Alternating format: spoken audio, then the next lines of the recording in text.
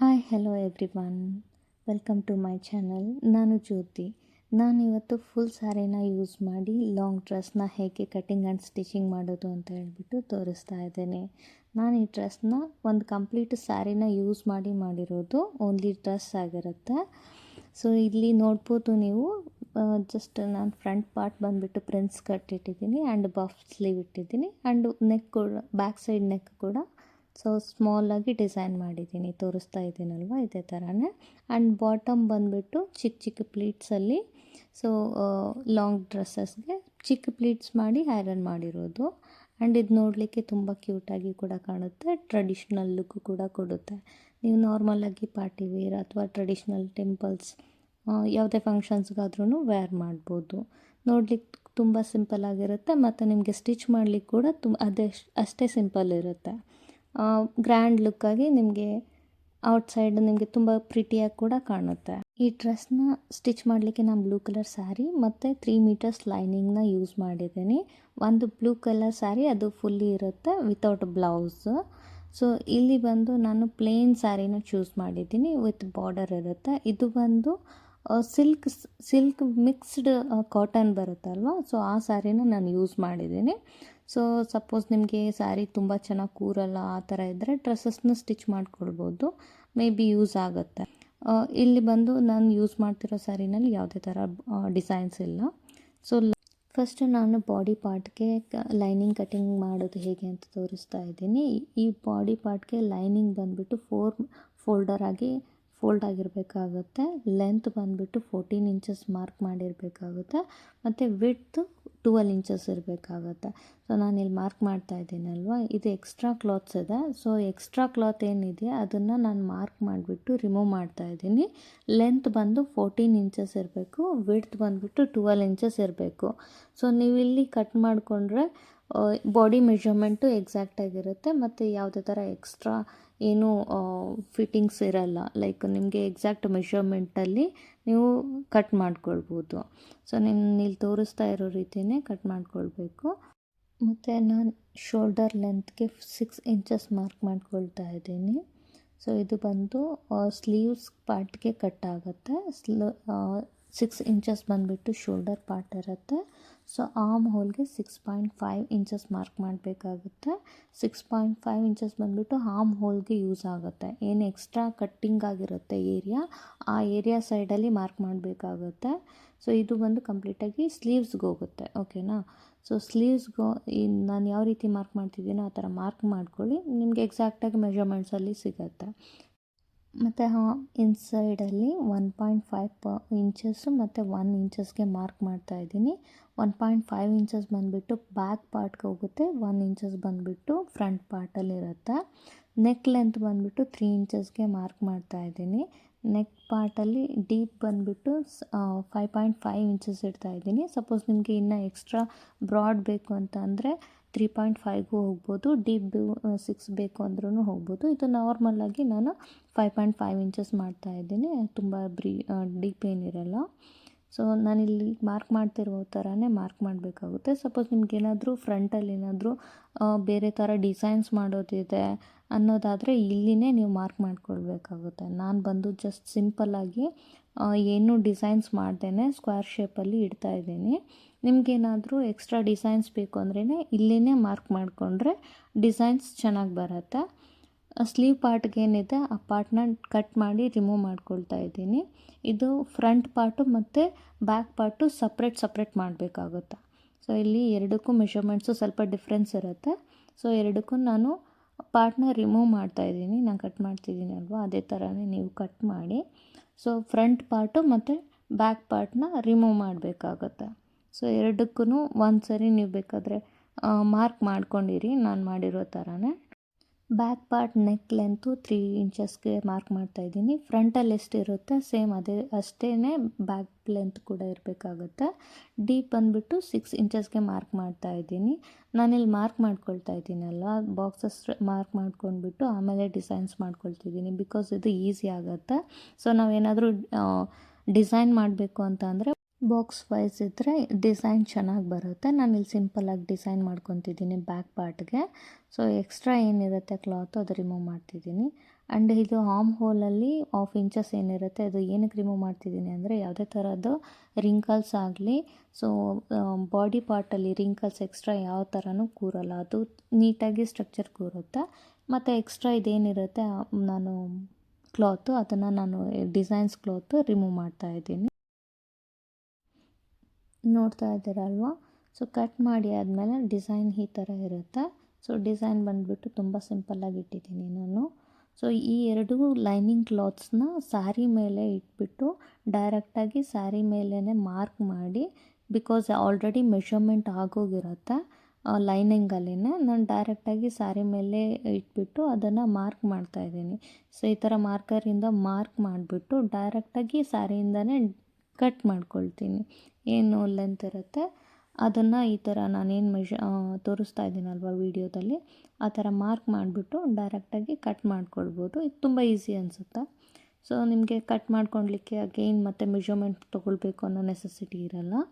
So ಈ ಥರ cut ಮಾಡ್ಕೊಂಡಾದಮೇಲೆ so ಏನು ಎಕ್ಸ್ಟ್ರಾ ಕ್ಲಾತ್ಸ್ ಇರುತ್ತೆ, ಸೊ ಲೈನಿಂಗ್ಗೆ ನಾವು ಡೈರೆಕ್ಟಾಗಿ ಕಟ್ ಮಾಡ್ಕೊಂಡಿರೋದು ಅದನ್ನು ಸಪ್ರೇಟಾಗಿ ಎಕ್ಸ್ಟ್ರಾ ಪೀಸಸ್ನ ಏನಿರುತ್ತೆ ಅದು ಈ ಥರ ಕಟ್ ಮಾಡಿಕೊಂಡು ರಿಮೂವ್ ಮಾಡ್ಕೊಳ್ಬೋದು. ಬಾರ್ಡರ್ ಇದೆ ಅಲ್ವಾ, ಸೊ ಅದು ನೆಕ್ ಬಾರ್ಡರ್ಗೆ ನಾವೊಂದು ಸ್ಟಿಚ್ ಮಾಡ್ಕೊಳ್ಬೇಕಾಗತ್ತೆ. ಸ್ಟಿಚ್ ಮಾಡ್ಕೊಂಡಿದ್ದೀನಿ ಈ ಥರ. ಸ್ಟಿಚ್ ಮಾಡ್ಕೊಂಡ್ಬಿಟ್ಟು ಏನು ಎಕ್ಸ್ಟ್ರಾ ಕ್ಲಾತ್ ಇದೆ ಮತ್ತು ಅಗೇನ್ ನಾನು ಅದನ್ನು ರಿಮೂವ್ ಮಾಡ್ತಾಯಿದ್ದೀನಿ. ವಿಡಿಯೋದಲ್ಲಿ ತೋರಿಸಿರೋ ಥರನೇ ಎಕ್ಸ್ಟ್ರಾ ಕ್ಲಾತ್ನ ನಾನು ರಿಮೂವ್ ಮಾಡ್ಕೊತಿದ್ದೀನಿ. ನಾನು ಡಿಸೈನ್ ಯಾವ ರೀತಿ ಇಟ್ಟಿದ್ದೀನೋ ಆ ಡಿಸೈನ್ಗೆ ತಕ್ಕನ ಹಾಗೆ. ಸೊ ಇಲ್ಲಿ ಎಕ್ಸ್ಟ್ರಾ ಕ್ಲಾತ್ ಕಟ್ ಮಾಡಿ ಆದಮೇಲೆ ನಮಗೆ ಟರ್ನ್ ಪಾಯಿಂಟ್ಸ್ ಇರುತ್ತೆ. ಒನ್ಸ್ ನಾವು ಇದನ್ನು ಟರ್ನ್ ಮಾಡಿ ಆದಮೇಲೆ ನಮಗೆ ಎಕ್ಸಾಕ್ಟ್ ಡಿಸೈನ್ ಬರಬೇಕು ಅಂತ ಅಂದರೆ ಸೊ ಇಲ್ಲಿ ಟರ್ನ್ಸಲ್ಲಿ ನಾವು ಟಕ್ ಮಾರ್ಕ್ನ ಮಾಡ್ಕೋಬೇಕು. ಅಂದರೆ ಸೈಡಲ್ಲಿ ಸ್ವಲ್ಪ ಕಟ್ ಮಾಡಿಕೊಂಡ್ರೆ ನಮಗೆ ಪ್ರಾಪರಾಗಿ ನಮ್ಮ ಡಿಸೈನ್ ಏನಿರುತ್ತೆ ಅದು ನಮಗೆ ಪ್ರಾಪರಾಗಿರುತ್ತೆ. ಎಲ್ಲೂ ರಿಂಕಲ್ಸ್ ಟೈಪಲ್ಲಿ ಕೂರಲ್ಲ. ನೀವು ಇದು ಕಟ್ ಮಾಡಿದ್ದೀನಲ್ವ ಈ ಥರ ಒಂದು ಸ್ವಲ್ಪ ಕಟ್ ಮಾಡಿಬಿಟ್ಟು ರಿವರ್ಸ್ ಮಾಡಬೇಕಾಗುತ್ತೆ. ರಿವರ್ಸ್ ಮಾಡಿದ್ಮೇಲೆ ಸೊ ನಿಮಗೆ ಎಕ್ಸಾಕ್ಟ್ ಏನಿರುತ್ತೆ ಆ ಡಿಸೈನ್ ಬಂದುಬಿಡತ್ತೆ. ಸೊ ಇಲ್ಲಿ ತೋರಿಸ್ತಾ ಇದ್ದೀನಿ, ನಾನು ಟರ್ನ್ ಮಾಡ್ತಾಯಿದ್ದೀನಿ. ಸೊ ಟರ್ನ್ ಮಾಡಿ ಆದಮೇಲೆ ಸೊ ಡಿಸೈನ್ ಬಂದುಬಿಟ್ಟು ಈ ಥರ ಇರುತ್ತೆ, ನೋಡಿದ್ರಲ್ವ. ಬಟ್ ಇದರಲ್ಲಿ ನಾನು ಯಾವ ಥರನೂ ಸ್ಟಿಚಿಂಗ್ ಮಾಡಿಲ್ಲ ಮೇಲ್ಗಡೆ. ಸೊ ಎಕ್ಸಾಕ್ಟಾಗಿ ಅದೇ ಥರನೇ ಇದೆ. ಸೊ ಸೇಮ್ ಅದೇ ಥರನೇ ಫ್ರಂಟ್ ಪಾರ್ಟ್ಗೂ ಕೂಡ ನಾನು ಕಟ್ ಮಾಡಿಬಿಟ್ಟು ಟರ್ನ್ ಮಾಡ್ತಾಯಿದ್ದೀನಿ. ನೋಡ್ತಿದ್ದೀರಲ್ವ, ಪ್ರಾಪರಾಗಿ ಬರ್ತಾಯಿದ್ದೆ ಇದು. ಸೊ ಟರ್ನ್ ಮಾಡಿ ಆದಮೇಲೆ ಈ ಥರ ಎಕ್ಸಾಕ್ಟಾಗಿ ಲುಕ್ ಬರುತ್ತೆ. ಸೊ ಯಾವುದೇ ಥರ ಮೇಲ್ಗಡೆ ಸ್ಟಿಚ್ ಮಾಡೋ ನೆಸೆಸಿಟಿ ಇರಲ್ಲ. ಸ್ಟಿಚ್ ಮಾಡಿದ್ರೆ ಅದು ಲುಕ್ಕು ಡಿಫ್ರೆಂಟ್ ಅನಿಸುತ್ತೆ. ಸೊ ಇಲ್ಲಿ ಮತ್ತು ಇದು ಪ್ರಿನ್ಸಸ್ ಕಟ್ ಆಗಿರುತ್ತೆ. ನಾನು ಪ್ರಿನ್ಸಸ್ ಮಾರ್ಕಿಂಗ್ ಇಲ್ಲೇ ಮಾಡ್ಕೊಳ್ತಿದ್ದೀನಿ. 3.5 ಇಂಚಸ್ಗೆ ಬಾಟಮಲ್ಲಿ ಮಾರ್ಕ್ ಮಾಡ್ಕೊಳ್ಬೇಕಾಗುತ್ತೆ. ಅಗೇನ್ ಮತ್ತು 1/2 ಇಂಚು ಸೈಡಲ್ಲಿ ಮತ್ತು ಪಕ್ಕದಲ್ಲಿ ಮಾಡ್ಕೊಳ್ಬೇಕಾಗುತ್ತೆ. ಲೆಂತ್ ಬಂದುಬಿಟ್ಟು 4 ಇಂಚಸ್ಗೆ ಮಾರ್ಕ್ ಮಾಡಬೇಕಾಗತ್ತೆ. ತೋರಿಸ್ತಾ ಇರೋದು ರೀತಿಯೇ 4 ಇಂಚಸ್ಗೆ ಮಾರ್ಕ್ ಮಾಡ್ಕೊಳ್ಳಿ. ಸೊ ಮಾರ್ಕ್ ಮಾಡ್ಕೊಂಡ್ಬಿಟ್ಟು ಸೈಡ್ ಎಡ್ಜಸ್ಗೆ ಮಾರ್ಕ್ ಮಾಡ್ಕೊಳ್ಬೇಕಾಗುತ್ತೆ. ಮತ್ತು ಇದು ಪ್ರಿನ್ಸ್ ಕಟ್ ಆಗಿರೋದ್ರಿಂದ ನಾನು ಆರ್ಮ್ ಹೋಲ್ಗೆ ಇದನ್ನು ಜಾಯಿಂಟ್ ಮಾಡ್ತಾಯಿದ್ದೀನಿ ನಾರ್ಮಲಾಗಿ. ಸೊ ಇದು ಸೇಮ್ ಅದೇ ಥರನೇ ಕಟ್ ಮಾಡ್ಕೊಳ್ಬೇಕಾಗುತ್ತೆ.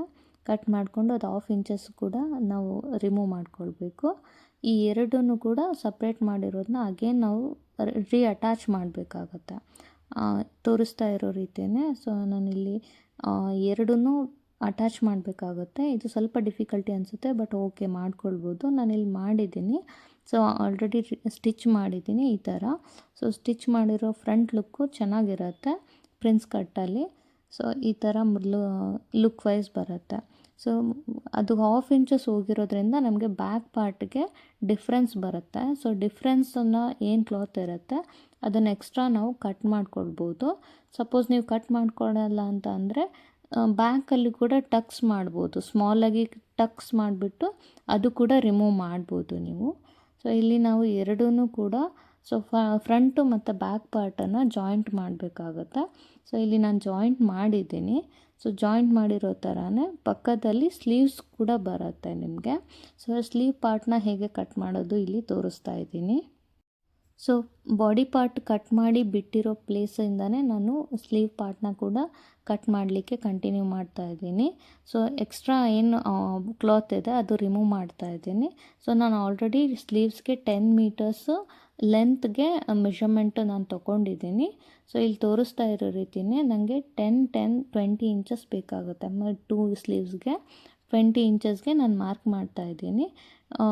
ಪ್ಲೇನ್ ಶೀಟ್ ಮಾತ್ರನೇ ತೊಗೊಳ್ತಾ ಇದ್ದೀನಿ, ಪ್ಲೇನ್ ಸ್ಯಾರಿನ. ಸೊ ನನಗೆ ಬಾರ್ಡರ್ಸ್ ರಿಕ್ವೈರ್ಮೆಂಟ್ ಇಲ್ಲ ಇದಕ್ಕೆ. ಚಿಕ್ಕದಾಗಿ ಬಾರ್ಡರ್ ಬೇಕು ಅಂದರೆ ಅಟ್ಯಾಚ್ ಮಾಡ್ಬೋದು. ಸೊ ಇಲ್ಲಿ ಪ್ಲೇನ್ ಸ್ಯಾರಿ ಏನಿರುತ್ತೆ ಅದನ್ನು ತೊಗೊಂಡಿದ್ದೀನಿ, ಬಿಕಾಸ್ ಬಫ್ಗೆ ಚೆನ್ನಾಗಿ ಬರುತ್ತೆ. ಸೊ 10 ಇಂಚಸ್ಸು ಈಚ್ ಸ್ಲೀವ್ಸ್ಗೆ ಬೇಕಾಗುತ್ತೆ. ಸೊ ನಾನು 10 ಇಂಚಸ್ಗೆ ಮಾರ್ಕ್ ಮಾಡಿಬಿಟ್ಟು ಕಟ್ ಮಾಡ್ತಾ ಇದ್ದೀನಿ, ತೋರಿಸ್ತಾ ಇದ್ದೀನಲ್ವ ಇದೇ ರೀತಿ. ಮತ್ತು ನಾನು ವಿಡ್ತ್ ಏನು ನಾನು ಇಷ್ಟು ಎಕ್ಸಾಕ್ಟನ್ನು ಇಟ್ಟಿಲ್ಲ, ಬಿಕಾಸ್ ಏನಂತಂದರೆ ಇದು ಬಫ್ ಆಗಿರೋದ್ರಿಂದ ಹೋಲ್ ಸ್ಯಾರಿ ಏನಿದೆ ಅದು ಕಂಪ್ಲೀಟಾಗಿ ನಾನು ಲೆಂತ್ ಏನಿರುತ್ತೆ ಅದನ್ನು ಯೂಸ್ ಮಾಡ್ಕೊಂಡಿದ್ದೀನಿ, ಸ್ಯಾರಿ ಲೆಂತ್ನ ಯೂಸ್ ಮಾಡಿದ್ದೀನಿ. ಸೊ ತೋರಿಸ್ತಾ ಇದ್ದೀನಿ ಅಲ್ವಾ. ಸೊ ಇಷ್ಟು ಲೆಂತ್ ಬಂದಿದೆ ನನಗೆ. ಸೊ ವಿಡ್ತ್ ಬಂದುಬಿಟ್ಟು, ಸೊ ಹೇಳ್ತಾ ಇಲ್ಲ, ಲೈಕ್ ಲೆಂತ್ ಬಂದುಬಿಟ್ಟು 10 ಇಂಚಸ್ ಇದೆ, ವಿಡ್ತ್ ಬಂದುಬಿಟ್ಟು ಕಂಪ್ಲೀಟ್ ಸ್ಯಾರಿ ಲೆಂತ್ ಏನಿದೆ ಅದು ತೊಗೊಂಡಿದ್ದೀನಿ. ಸೊ ಇಲ್ಲಿ ನಾನು ಕಟ್ಟಿಂಗ್ ಮಾಡಬೇಕಾಗುತ್ತೆ ಸ್ಲೀವ್ಸ್ ಬಾರ್ಡರ್ಸ್ಗೆ. ಸೊ ಅಲ್ಲಿ 7 ಇಂಚಸ್ ಮಾರ್ಕ್ ಮಾಡ್ತಾಯಿದ್ದೀನಿ. ಲೆಂತ್ ಬಂದುಬಿಟ್ಟು 10 ಇಂಚಸ್ಸೇ ಇರುತ್ತೆ. 7 ಇಂಚಸ್ಗೆ ಬಾಟಮ್ ಏನಿರುತ್ತೆ ಅದು ಬಂದು ಕಟ್ ಆಗುತ್ತೆ. ಸೊ ಇಲ್ಲಿ ನಾನು ಯಾವ ಥರ ಪ್ಲೀಟ್ಸ್ ಮಾಡಿ ಬಫ್ ಸ್ಲೀವ್ಸ್ ಮಾಡೋದು ಅಂತ ಹೇಳ್ಬಿಟ್ಟು ತೋರಿಸ್ತಾ ಇದ್ದೀನಿ. ಸೊ ಚಿಕ್ಕದಾಗಿ ಮಾರ್ಕ್ ಮಾಡ್ಕೊಳ್ಬೇಕಾಗುತ್ತೆ ಪ್ಲೀಟ್ಸ್ನ. ಸೊ ಇಲ್ಲಿ ತೋರಿಸ್ತಿದ್ದೀನಿ ಅಲ್ವಾ, ಈ ಥರ ನಾವು ಪ್ಲೀಟ್ಸ್ ಮಾಡ್ಕೊಳ್ಬೇಕಾಗತ್ತೆ. ಪ್ಲೀಟ್ಸ್ ಮಾಡಿಕೊಂಡು ಸೊ ಸ್ಟಿಚ್ ಮಾಡ್ಕೊಳ್ಬೇಕಾಗತ್ತೆ. ಇಲ್ಲಿ ನೀವು ಬೇಕಂದರೆ ಗುಂಡ್ಪಿನ್ ಯೂಸ್ ಮಾಡ್ಬೋದು. ಸೊ ಸ್ಟಿಚಿಂಗ್ ಮಾಡೋಕ್ಕೆ ಕಷ್ಟ ಆಗುತ್ತೆ ಅಂದರೆ ಸೊ ಗುಂಡ್ಪಿನ್ ಯೂಸ್ ಮಾಡ್ಕೊಂಡ್ಬಿಟ್ಟು ನಾರ್ಮಲಾಗಿ ಸ್ಟಿಚ್ ಮಾಡ್ಕೊಳ್ಬೋದು. ಸೊ ನಾನಿಲ್ಲಿ ಸ್ಟಿಚ್ ಮಾಡ್ಕೊಂಡಿದ್ದೀನಿ, ಈ ಥರ ಬರುತ್ತೆ. ಸೊ ನೀವು ಯಾವ ಥರ ಕ್ಲಾತ್ ತೊಗೊಳ್ತೀರೋ ಅದ್ರ ಮೇಲೆ ಡಿಪೆಂಡ್ಸ್ ಇರುತ್ತೆ. ಇದು ಕಾಟನ್ ಆಗಿರೋದ್ರಿಂದ ನನಗೆ ಸ್ಟಿಚ್ ಮಾಡಲಿಕ್ಕೆ ಈಸಿ ಅನ್ನಿಸ್ತು. ಸೊ ಇಲ್ಲಿ ಮತ್ತು ಬಾಟಮಲ್ಲೂ ಕೂಡ ಸೇಮ್ ಅದೇ ಥರನೇ ಸ್ಟಿಚ್ ಮಾಡ್ಕೊಳ್ಬೇಕಾಗುತ್ತೆ, ಪ್ಲೀಟ್ಸ್ನ ಇಟ್ಕೊಂಡ್ಬಿಟ್ಟು. ಸೊ ಇಲ್ಲಿ ನಾನು ಎರಡಿಗೂ ಸ್ಲೀವ್ಸ್ನ ಸ್ಟಿಚ್ ಮಾಡ್ಕೊಂಡಿದ್ದೀನಿ. ಈ ಫ್ರಂಟ್ ಬಾಡಿ ಪಾರ್ಟ್ ಏನಿರುತ್ತೆ ಅದಕ್ಕೆ ಎರಡಕ್ಕೂ ಸ್ಲೀವ್ಸ್ನ ಅಟ್ಯಾಚ್ ಮಾಡಬೇಕಾಗುತ್ತೆ. ಸೊ ನೆಕ್ಸ್ಟು ನಾನು ಬಾಟಮ್ ಪಾರ್ಟ್ಗೆ ಬಾರ್ಡರ್ ಏನಿರುತ್ತೆ ಅದು ನನಗೆ ಬೇಡ. ಸೊ ಹಾಗಾಗಿ ನಾನು ಅದನ್ನು ರಿಮೂವ್ ಮಾಡ್ಕೊಳ್ತಾ ಇದ್ದೀನಿ. ಬರೀ ಪ್ಲೇನ್ ಏನಿರುತ್ತೆ ಸ್ಯಾರಿ ಅದನ್ನು ಮಾತ್ರನೇ ಯೂಸ್ ಮಾಡ್ಕೊಳ್ತಾ ಇದ್ದೀನಿ.